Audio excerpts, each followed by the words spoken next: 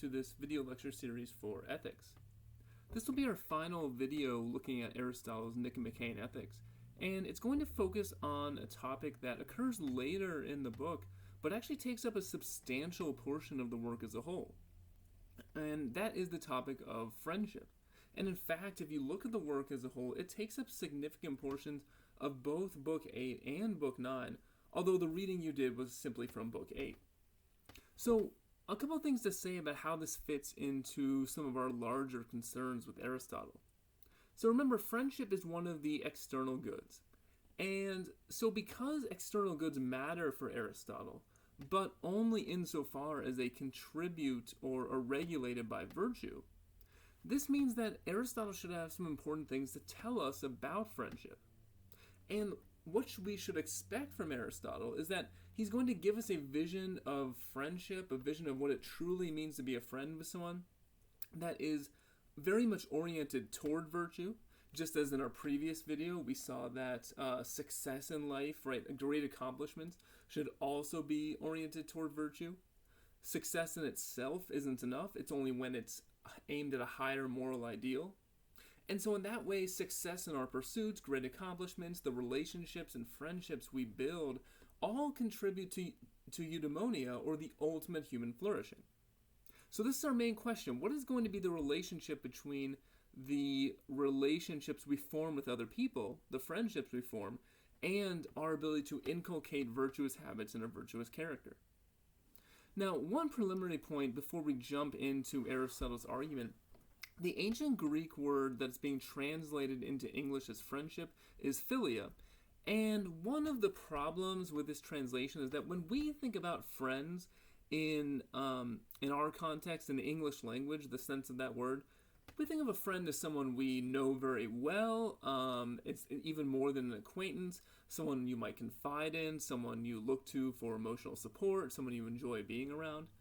But in fact, to really understand what Aristotle is getting at and to understand some of the claims that he makes, you have to understand that the ancient Greek word philia actually has a much larger or wider connotation. One way to think about it is philia just simply means our relationships or associations that we form with other people. And for this reason, you actually see him using the word friendship or philia to refer to a lot of different kinds of relationships. So things that we would call true friends, mere acquaintances, at one point sexual partners, the relationship between parents and children, between political rulers and their subjects, and also business associates. So in English, we wouldn't really refer to a lot of these as friends necessarily, but we should keep in mind that what Aristotle is really focused on here is how do the associations we build with other people contribute to a virtuous life. Okay, so with that qualification in mind, we should look at this first initial statement that he begins Book 8 with about the relationship between friendship and virtue. And of course, I told you that we should expect that friendship is going to be very closely associated with virtue, and we see that right away. Aristotle tells us, after this, the next step would be a discussion of friendship, since it is a virtue or involves virtue, and is an absolute necessity in life. Now, I'll say just a few things about the latter part of that statement, that friendship is an absolute necessity. He goes through a number of reasons why friendship, relationships with others, is an external good that we need for human flourishing. He says it gives us an opportunity to be generous and beneficent with our external goods. We look to other people for care and encouragement. There are all sorts of natural friendships he thinks we have. He talks about a natural friendship we have with every member of the human species. There's some amount of love and concern and care we have for fellow human beings. He talks about a sort of natural friendship between parents and children. And in fact, if there isn't that sort of friendship, if there isn't care and concern and love flowing from a parent to a child, we think something has gone certainly horribly wrong. So in the context of a flourishing life, friendship is going to be one of those external goods that is absolutely necessary. And furthermore, because any aspect of a flourishing life must be related to virtue, he makes two suggestions here. One, that friendship itself is actually a virtue. So what would this mean? What would it mean to say that friendship is a virtue? Well, it would mean that friendship is a virtuous state of character, right? That would mean we have some disposition to associate with other people. And if we do it too much or too little, if we have an excess of it or a deficiency of it, then we have a vice. But there's some middle ground, some golden mean where we have the virtue of friendship. Now, it doesn't strike me that there's anything impossible about that being the case, that friendship couldn't be a virtue. But when you read the text, you'll notice that Aristotle never does that. He never outlines a sort of excess or deficiency of friendship. He never talks about friendship being a virtue in the way that like courage is or temperance, and uses that same schema of excess and deficiency. So I think more than likely what Aristotle means here in this first sentence is not that friendship is a virtue. I think friendship is still an external good, but that friendship involves virtue. And more specifically, what we're going to see is that what he calls true, complete, or total friendship, genuine friendship, is impossible if what is guiding that friendship, if what undergirds that friendship isn't virtue. Right? So for him, true friendship will involve virtue in some way. It's an external good that's inextricably tied up with virtue and moral goodness. Okay, so with that in place, what Aristotle says we need to think about at the beginning of Book 8 in Chapter 1, he said there are 3 questions we really need to ask about the nature of friendship, and we need to get clear on all of these to determine what role friendship plays in a good, happy human life. So here are these 3 questions, and we're going to see how he answers all of these, although he's going to largely focus on question 2 as a way of getting at the others. So first question is, how similar must friends be? Right? Is it the case that to be a genuine friend with someone, you have to be exactly like, you have to enjoy the same things, your character has to be almost identical, or can you be significantly different? 2, and this is probably the most important one for him, can morally vicious people be friends? As he put it, for instance, can friendship arise between all kinds of people, or is it impossible for wicked people to be friends? Now, Aristotle certainly isn't going to deny that morally bad people, that morally corrupt people associate with one another, and that they do so for all sorts of reasons, because it's in their self-interest, or they just enjoy being around the person, or they need that person for something. But the claim we're going to see him make, and the way he's going to answer this question, is that while morally bad people can associate with each other, because they lack virtue, they can never truly understand what it's like to really be a friend with someone. And to that extent, it is another additional reason why morally wicked people cannot be happy, why morally bad people cannot flourish as human beings. And then the third question, which is actually what he starts with in order to make this point about virtue and friendship, are there different types of friendship? Are all friendships the same, or are there different types? Okay, so we have these 3 different questions. Must friends be similar? Must they be virtuous? And are there different types? And as I said, he starts with the third question. Now, in order to think about this idea of are there different kinds of friendship, you should ask yourself the following question, which you may have thought about before. I know I have, because friendship, if you think about it in a reflective way, friendship is actually quite strange. It's everywhere. I mean, the vast majority of people have individuals they would call their friends, but it's a very strange phenomenon when you begin to ask yourself, why am I friends with the people I am friends with? Now, you might ask this when your friends annoy you. They might have done something that you think is bad or is harmful to you, and you're like, why in the world am I hanging out with this person? Or even just you're bored with them, or they annoy you. You're like, why am I friends with this person? So on the one hand, you might ask it in that context, but you might also just ask it in a friendship you find completely satisfying, that a friendship where nothing's really lacking. And you might ask yourself, there's so many people in this world, and granted, we can't come into contact with all the people in this world, but you come into contact with many people in your lives, and the vast majority of those people you don't become friends with.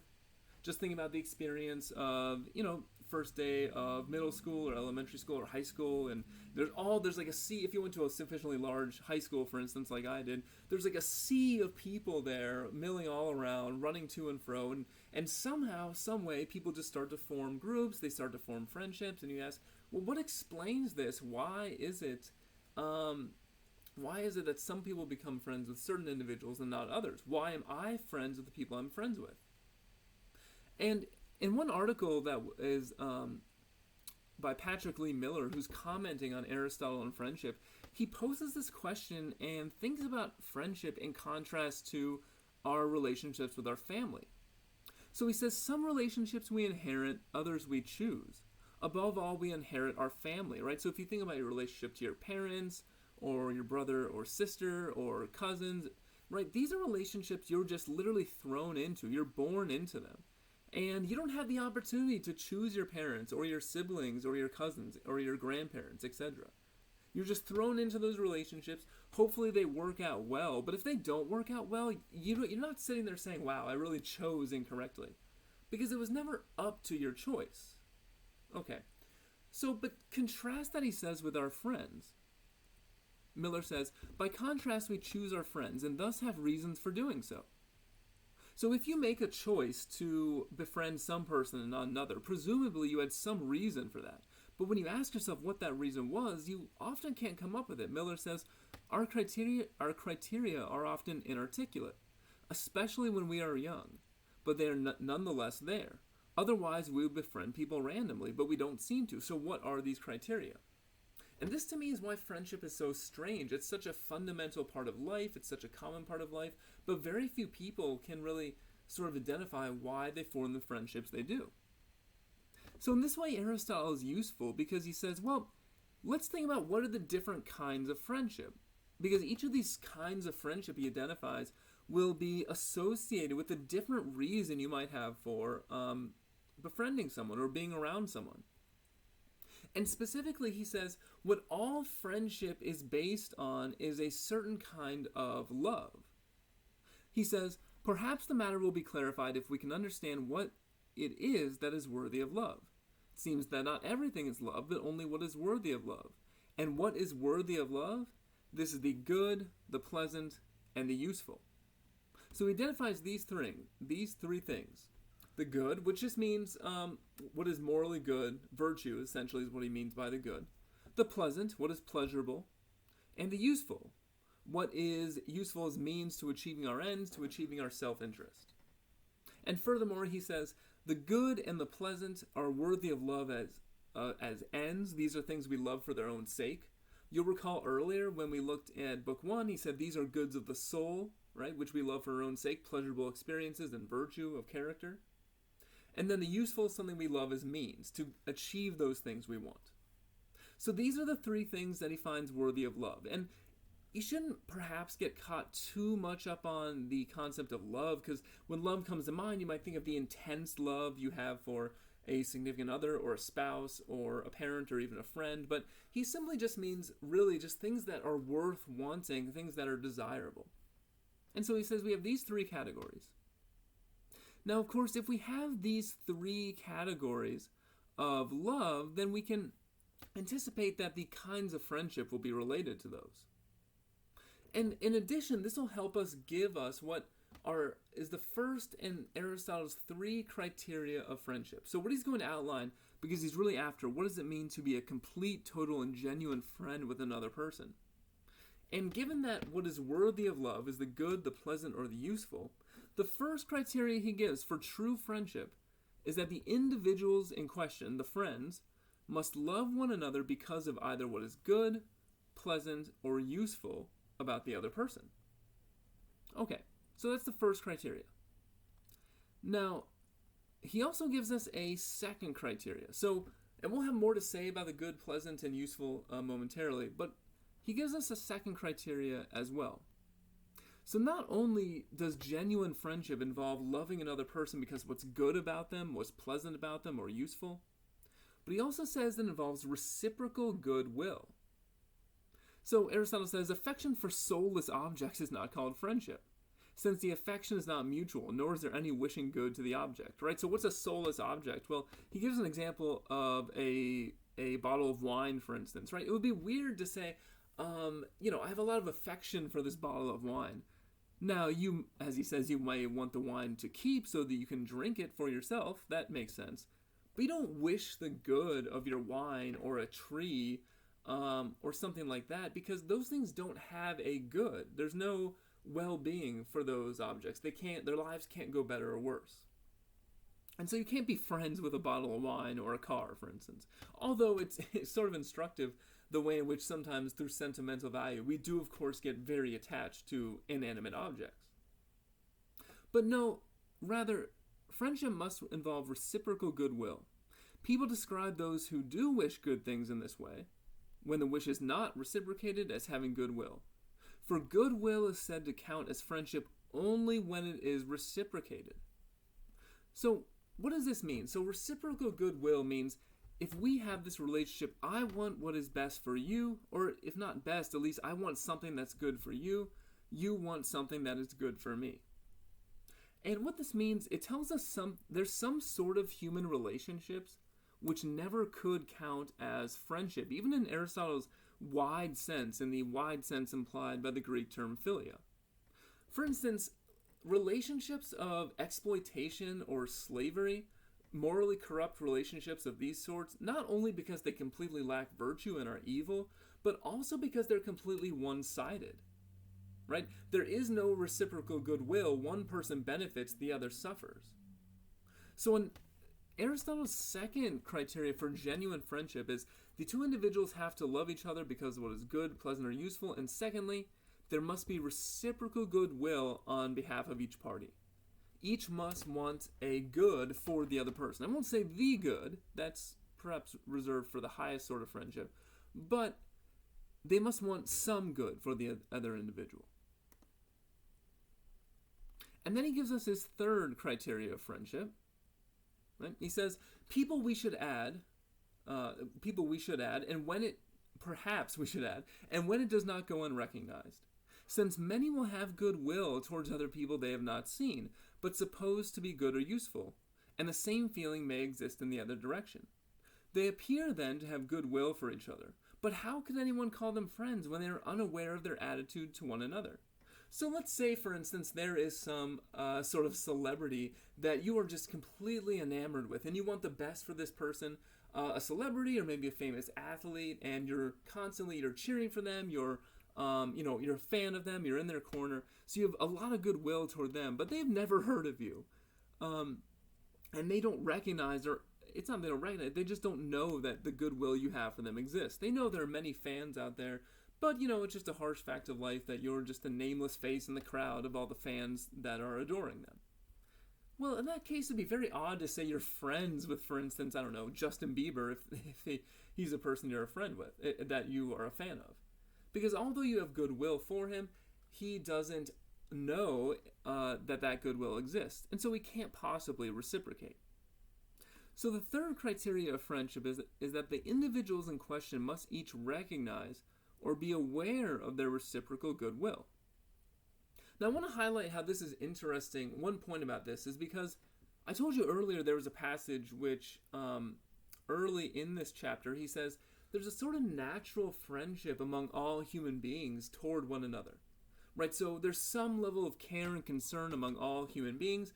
We want to see all things being equal, things go well for our fellow humans and not go poorly. Okay, but it's perhaps might be the case that Aristotle himself shouldn't use the word friendship to describe that. Because let's say you're someone who says, I have a love for humanity. I have a love for the human species. I want to help the human species be as flourishing as possible. That means you have a love for a lot of people that you have never met and will never meet. And if that's the case, then you may have goodwill toward them, but they don't know you exist, and vice versa. And I think to some extent, this might explain why I think Aristotle probably shouldn't use the word friendship to describe our love for the human species. And in fact, this is even going to be a bigger topic when we look at the topic of friendship next week in Aquinas as well. Because one thing you might want to stop and ask yourself here is it a good thing to love all human beings as such? Is it a good thing that I love every single human being simply because they're human and I want what is good for them to come about? Should I do that? And if I do that, if I have love for humanity as such, is it really the case that I can always love other human beings because they're good, pleasant, or useful? Aren't there people who are bad, unpleasant, and not useful? And if I'm supposed to love all of humanity, then how is, on Aristotle's account, can I love them?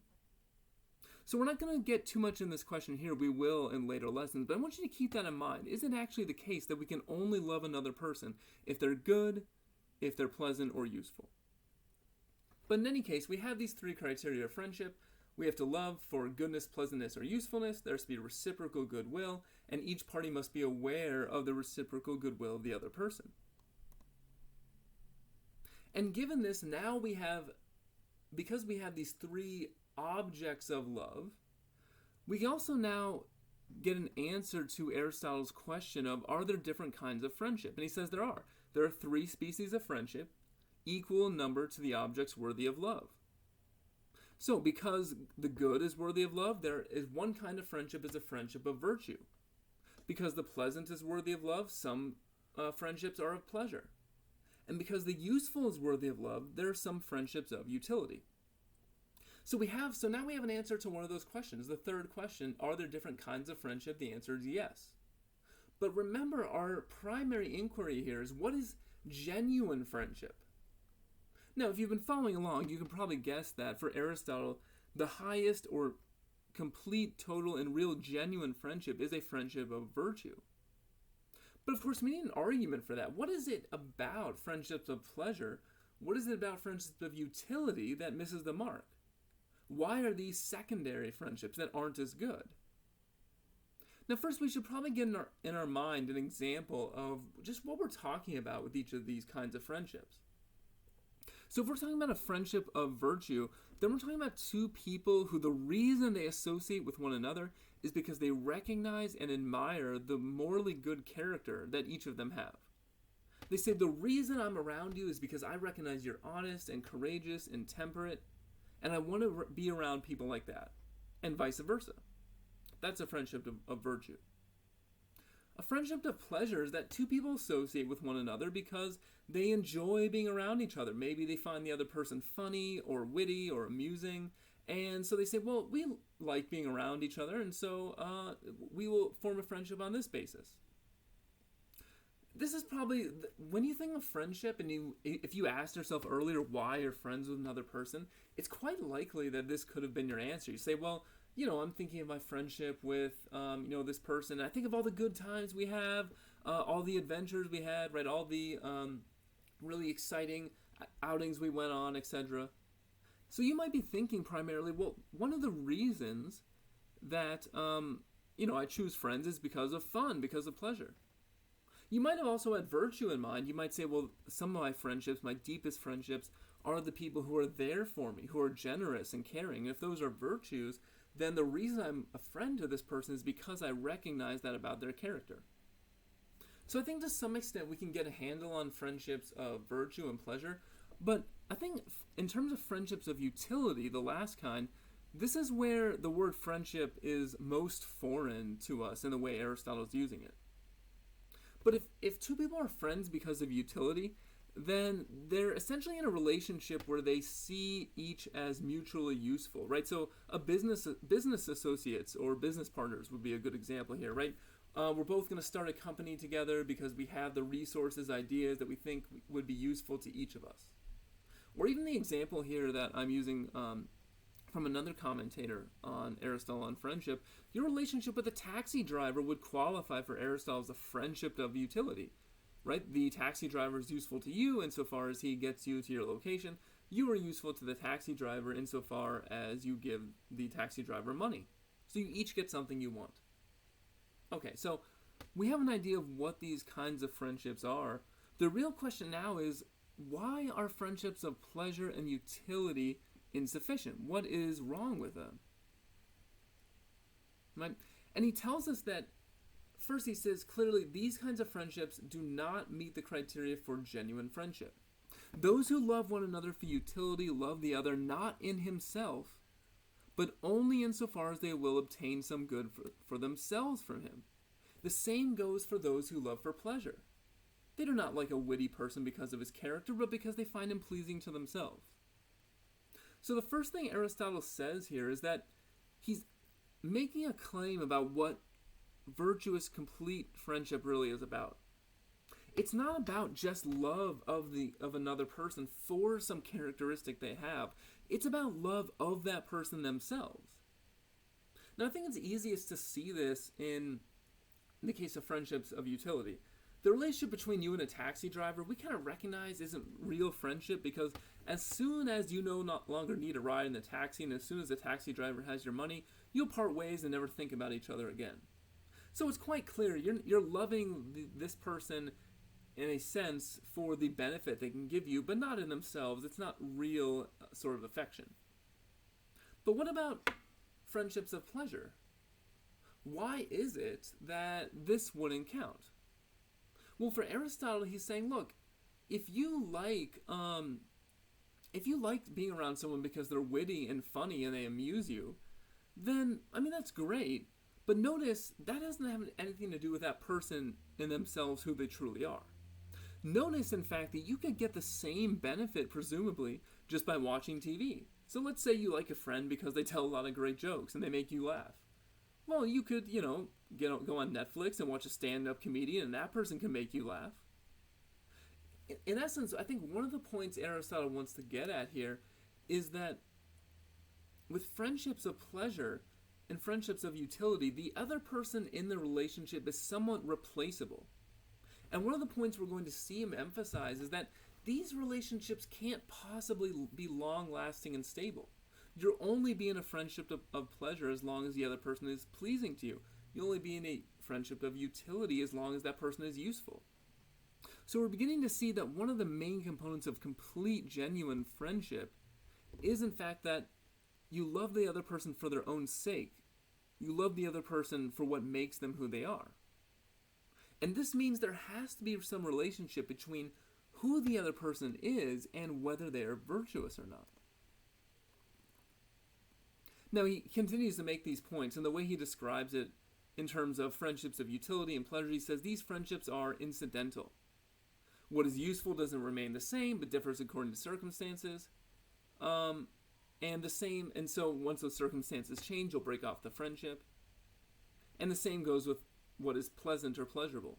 Nor do such people live in each other's company very much, for sometimes they don't even find each other pleasant. So you're never tempted to say, oh, I want to become roommates with my taxi driver, because just because they're useful to you now, there's no expectation they'll even be pleasurable to you later. And he says similar things about the friendships of pleasure. And I think if you think about, reflecting on your own experience with friendship again, it's a very common experience to have friendships in childhood that were very strong and maybe intense, and as you become adults, you just drift apart.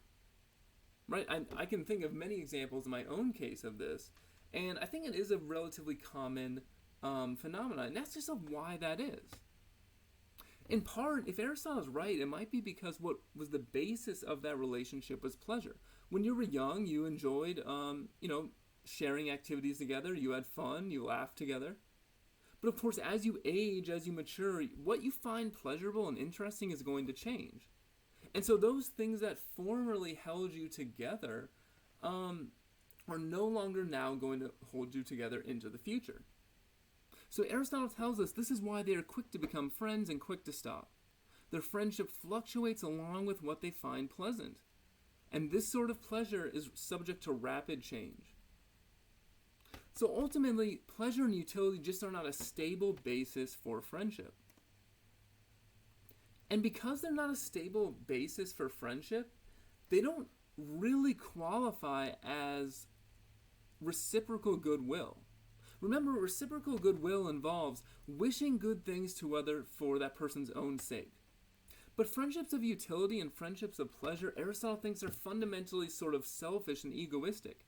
You want to be around that person because they make you laugh, it makes you feel good. You want to be around that person because they're useful. So they simply can't really qualify as a genuine friendship. Now, the final question then would be, well, how is friendship of virtue any different? And he gives a great summary of these points in this passage. Complete friendship, Aristotle says, is that of good people, those who are alike in their virtue. They each alike wish good things to each other insofar as they are good, and they are good in themselves. Those who wish good things to a friend for his own sake are friends most of all, since they are disposed in this way towards each other because of what they are, not for any incidental reason. So the friendship lasts as long as they are good, and virtue is an enduring thing. So here's the first point. He says virtuous friendships are stable. What we find pleasurable changes. What's useful changes rapidly. But he says, if you love another person for the virtue of their own character, that is a stable foundation for a relationship. And why would that be? We'll go back to book 2. What is virtue? How do we develop virtue? We develop it through habit. How do we develop a virtuous moral character? Through continually doing right acts that will build in you a strong and firm moral character where you act in accordance with virtue. So if someone genuinely has a virtuous character, this is not a trivial aspect of that person. It is a long-lasting, stable, and foundational aspect to who that person is, and it's not likely to change. Now, if they haven't built those habits yet, then of course they could be honest one day and dishonest the next. But if you're truly loving someone because they are virtuous, that could only have come about through a long process of training and habit and developing a good character. And so if you want a stable friendship, then a friendship of virtue will be much better. He continues on, each of them is good without qualification and good for his friend, since good people are both good without qualification and beneficial to each other. They are similarly pleasant as well, since good people are pleasant both without qualification and to each other. So what's interesting are a few other points here as well. He says, virtuous friendships involve real love of the other person. Again, if your character is what constitutes who you are, then if someone loves you for your courage and your honesty and your temperance and even your greatness of soul, then they're loving who you are, not just some incidental fact about you. So it's a much deeper relationship. It's a relationship that gets to who you are as a person. And finally, Aristotle thinks that virtuous friendships get us everything we want. That's the best of both worlds. We have a stable friendship that focuses on what the other person truly is and who their character is.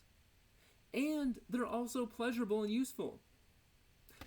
It's useful to be friends with someone who's virtuous because you know you can trust them. They're honest, they're courageous, they'll be there for you. They're loving, they're caring, they're generous, and they're kind. It's also pleasurable. Because if you yourself are a virtuous person, and a friendship of virtue is between two virtuous people, so if you yourself are a virtuous person, you don't just act virtuously, you enjoy virtue. So you will delight and take pleasure in seeing the virtuous character of your friend.